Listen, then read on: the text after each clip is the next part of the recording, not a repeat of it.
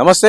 రెండు తెలుగు రాష్ట్రాల్లో పాస్టర్ ప్రవీణ్ ప్రగడాల హత్య తీవ్ర సంచలనం రేపుతోంది. సో హత్యకు గల కారణం గతంలో ఇంతకుముందు పోలీస్ అధికారులేమో యాక్సిడెంట్తో చనిపోయారని చెప్పడం జరిగింది. దాని తర్వాత స్థానికులు అక్కడ చూసి లేదు హత్యకు గురయ్యారని చెప్పి సో ఈ నేపథ్యంలో తీవ్ర సంచలనం కూడా రేపుతోంది. సో మాట్లాడడం దీనిపైన అంటే హత్యకు గల కారణాలు ఏంటి అని చెప్పేసి వీటన్నిటిపైన మనతో పాటు మాట్లాడడానికి national Christian council general secretary Abhishek గారు ఉన్నారు. మాట్లాడదాం. సో నమస్తే సార్, చెప్పండి సార్, అంటే ప్రవీణ్ ప్రగడాల గారి హత్య సో ఎట్లా చూడొచ్చు? ప్రవీణ్ ప్రగడాల గారి హత్య మరి చాలా బాధాకరం. క్రైస్తవులకు తీరని లోటు. మంచి వక్త, అంత మాత్రమే కాకుండా మంచి డెబ్యూట్ చేసేవాడు. మరి ఆయన మాట్లాడిన అనేకమైన ఈవెంట్లు చూడొచ్చు, అనేకమైన ప్రోగ్రామ్స్లో మనం చూసినప్పుడు ఆయన ఏ విషయాన్ని తీసుకున్నా మంచి విశ్లేషణాత్మకంగా చక్కగా వివరించేవాడు. కాబట్టి ఆయన యాక్సిడెంట్ వలన చనిపోయాడని చెప్తున్నారు. ఇది అబద్ధం. ఎందుకనంటే ఏ వ్యక్తి చాలామంది చనిపోతున్నారు యాక్సిడెంట్ ద్వారా.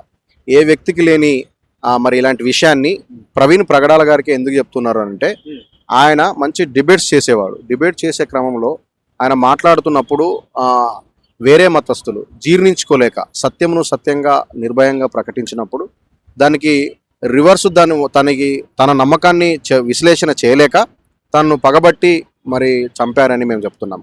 అంటే ఎందుకు చంపారనుకోవచ్చు? అంటే రీజన్ ఏముండొచ్చు? ఇప్పుడు తను నమ్మిన విశ్వాసం బైబుల్, యేసుక్రీస్తును ప్రకటిస్తున్నప్పుడు మీ బైబుల్లో తప్పు ఉంది, మీ బైబుల్లో ఇలాంటి చిత్రీకరించబడ్డాయి, మీ బైబుల్లో ఇలాంటి అబద్ధాలు ఉన్నాయి అని కొంతమంది అంటే హైందవ సోదర విశ్వాసంలో ఉన్న వాళ్ళు, వక్తలుగా ఉండేవాళ్ళు, వాళ్ళు చెప్పినప్పుడు దానికి స్పందించి అలాంటిది ఏం లేదు, అలాంటప్పుడు మీ భగవద్గీతలో ఇలా ఉంది కదా, మీ ఖురాన్లో ఇలా ఉంది కదా, మరి అలాంటప్పుడు మీరు అలా మా బైబిల్ తెరువు ఎలా వస్తారు?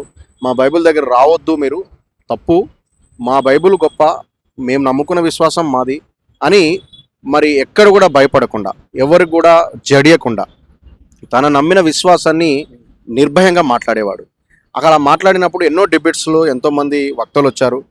రక్షణ ఛానల్ వేదికగా అనేకమైన ప్రసంగాలు చేశారు. తను అనేకమైన మరి డౌట్స్ క్లియర్ చేశాడు. అలాంటి వ్యక్తి మరి ఎందుకు చంపాడని మేము అంటున్నామంటే వారి విశ్వాసాన్ని పట్ల ఇలా మాట్లాడాడు, మాది తప్పు, తనదే గొప్పదిగా ఆయన చెప్పాడు అని జీర్ణించుకోలేక, సత్యమును వాళ్ళు స్వీకరించలేక ప్రవీణ్ ప్రగడాల గారిని హత్య చేశారని మేము చెప్తున్నాం. ఎందుకంటే వాళ్ళు హత్య చేయట్లేరు, ఎలా చెప్పగలుగుతున్నారు హత్య చేశారని అంటే తాను ఎన్నో డెబేట్స్ మాట్లాడినప్పుడు నీ కళ్ళు బీకేస్తాం, నీ బెదిరింపు ఫోన్ కాల్స్ కూడా చాలా వచ్చినాయి అని చెప్పేసి కూడా ఇన్ఫర్మేషన్ అదే చెప్తున్నాం.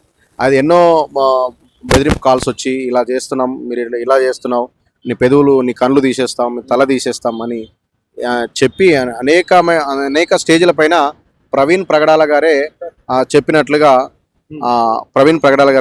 మనం చూస్తున్నాం.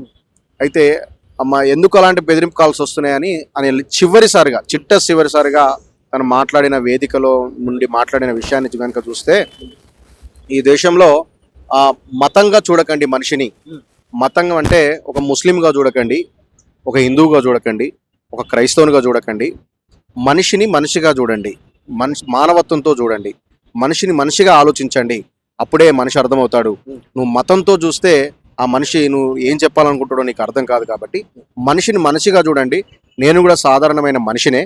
ఆ మనిషిగా మీకు చెప్తున్న వింటమే ఏంటంటే, నేను నమ్మిన విశ్వాసం గొప్పదని నిర్భయంగా నేను చాటి చెప్తున్నాను. నా పైన మీరు ఎలాంటి కక్షలు వేసుకోకూడదు. ఒకవేళ నేను మిమ్మల్ని మీ యొక్క విశ్వాసాన్ని నేను మీకు తప్పుగా మాట్లాడుంటే నన్ను సభాముఖంగా క్షమాపణ చెప్తున్నానని అనేక వేదికలపైన మీడియా ముందు కూడా తను మాట్లాడడం జరిగింది. మరి దేన్ని కూడా జీర్ణించుకోలేక కొంతమంది మతం మాదులు అని చెప్తున్నాం, మరి దుర్మార్గపు ఆలోచన కలిగిన వారని చెప్తున్నాం. అలాంటి వారు కుట్ర చేశారని మేము మరి తెలియపరుస్తున్నాం. దాన్ని మరి ప్రభుత్వాలు, ఆంధ్రప్రదేశ్ ప్రభుత్వం కానీ తెలంగాణ ప్రభుత్వం కానీ ఇంటరాగేట్ చేయాలి. దాని పోలీస్ డిపార్ట్మెంట్ వాళ్ళు కూడా ప్రభుత్వాలు ఎందుకు కప్పిపుచ్చే ప్రయత్నం చేస్తున్నారు? యాక్సిడెంట్ అయిందని చెప్పేసి స్టార్టింగ్ లో చెప్పి దాని తర్వాత హత్యకు గురయ్యారని చెప్పేసి కూడా బయటకు వస్తున్న వార్తలు అంటే ఎందుకు ప్రభుత్వాలన్నీ కూడా ఎందుకు కవర్ చేసే ప్రయత్నం? ప్రభుత్వం సాధారణంగా ఒక వ్యక్తి రోడ్డు నుంచి పక్కన పడ్డాడంటే మొట్టమొదటిగా వచ్చేది యాక్సిడెంట్ అయిందని చెప్తుంటారు. యాక్సిడెంట్ అని చెప్పిన తర్వాత దానికి సంబంధించిన వ్యక్తులు వచ్చి దాన్ని పరిశీలన చేసి ఇది యాక్సిడెంట్ కాదు హత్యే అని చెప్పినప్పుడు దాన్ని మరలా ఇంటరాగేట్ చేయడం, మరి సీసీ ఫుటేజ్లు తీసుకోవడం, మరి రకరకాల ఇన్వెస్టిగేషన్స్ చేస్తున్నారు. మరి పోస్ట్ మార్టం కూడా రిపోర్ట్ ఇంకా ఇవ్వలేదు, దాన్ని కూడా చేస్తున్నారు.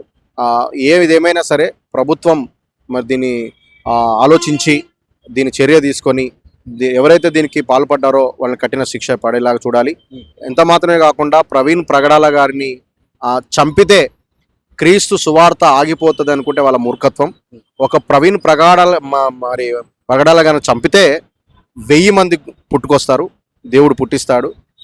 తను నమ్మిన విశ్వాసాన్ని ప్రకటించుకునే స్వేచ్ఛ మనం భారత రాజ్యాంగం మనకు కల్పించింది కాబట్టి దీన్ని ఖచ్చితంగా క్రీస్తును మరి ప్రవీణ్ ప్రగడాల గారు ఆపిన ఈ యాత్రను ఖచ్చితంగా క్రైస్తవులముగా మరి ఇలా అనేక మంది ఏకమై ప్రపంచానికి తెలియపరుస్తామని, ప్రేమ సామ్రాజ్యాన్ని ప్రకటిస్తున్నామని, ఇది మతం కాదని, మతపు ఆలోచన నుండి మరి పక్కకు రావాలి. ఇది ప్రేమ సామ్రాజ్యం, క్రీస్తు చూపించిన ప్రేమ తెలియపరుస్తున్నాం. ఇలా ఎంతోమంది చనిపోయారు. మరి బైబిల్ చరిత్రలో చూస్తే అపోస్తలులు సత్యం ప్రకటించినందుకు చంపారు, చెరసాల వేశారు, తలనరికి చంపారు. మరి దానికి అంకితం చేస్తున్నాం మరి ప్రవీణ్ ప్రగడాల గారిని. తను కూడా మరి క్రీస్తు కోసం హతసాక్షాడని మేము విశ్వసిస్తున్నాం. మరి ఇలాంటి చర్యలు జరగకుండా చూసుకోవాల్సిన బాధ్యత ప్రభుత్వాలపైన ఉంది కాబట్టి దీన్ని జాగ్రత్తగా మరి చూసుకోవాల్సిందిగా ప్రభుత్వాలను వినవిస్తున్నాం. Thank you.